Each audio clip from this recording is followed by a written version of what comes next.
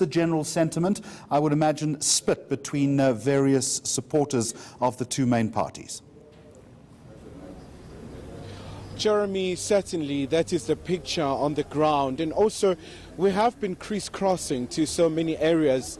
As you know, that Johannesburg continues to be a magnet of a number of economic migrants, and some obviously do hail from Zimbabwe as well. So let's just get straight to it, Jeremy, and just hear their views. We have one of the gentlemen here. So from your side, sir, so the results are out.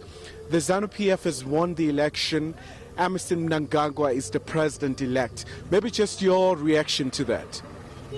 Myself, to see Innocent Mnangagwa winning the vote, I can say that I blame the youth from the MDC. As you know, that ZANU-PF is the most popular on the villages of Zimbabwe, and then us youth, and then mostly the Ndebele one, we didn't even go back home to vote. Mostly shown us they did go back to vote. And then I can see that maybe Mnangagwa can bring maybe change. And then I don't have any problem to see Mnangagwa leading Zimbabwe. And why did you not feel the need to go home and vote? Is it because you had misgivings? Is it because you knew perhaps the elections would have not been free and fair? As you can see, since maybe is it 2002, and then most of the people, they are afraid to go back and then see those violence and then everything, and then that's why people, they don't want to go back home. Mostly in the valley, if you remember the guerrilla war and then killing of the people on the Matabele land, and then that's the problem. And Zimbabwe is facing monumental number of challenges. So from your side, what do you want to see happening? We know that the issue of the economy has been one of the most dominant issues. But from your side, you're right here in South Africa. I would imagine you want to go back to your country of origin and be able to contribute as a citizen. But for you, what do you want to see as priorities being attended to now? Actually, I think maybe Mnangagwa knows how to negotiate economically, and then if you can give him a chance, and then I think maybe we can attract many investors to come and then invest in the country. As you can see, Zimbabwe is rich on the tobacco, and then maybe investors, they can come and invest on the Zimbabweans.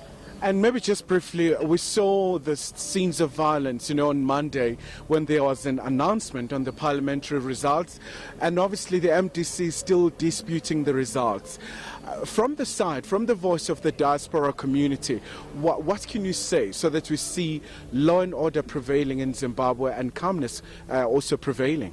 Yeah, actually, on that one, I was so disturbed when I see the soldiers, when they called the soldiers, because they were supposed to call only police to call the crowd to come down, and then even if there was no need to call soldiers, because even soldiers, they come and they don't even give you a warning, they just shoot.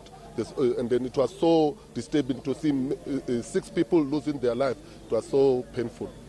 All right, sir. Thank you so much. So, Jeremy, those are just some of the views that are coming out here from Diepsloot, from the point of view of a Zimbabwean, and of course, residing here in South Africa. And obviously, they do have a wish list in terms of the priorities that Harare should be able to, focus on in terms of reviving the economy and paying more attention to some of the pressing socio-economic challenges facing Zimbabwe. All right, Khayelihle Khumalo in Diepsloot, north of Johannesburg. Thank you for the moment, and we will check in with you a little later as we continue to gauge reaction to the election in Zimbabwe. Just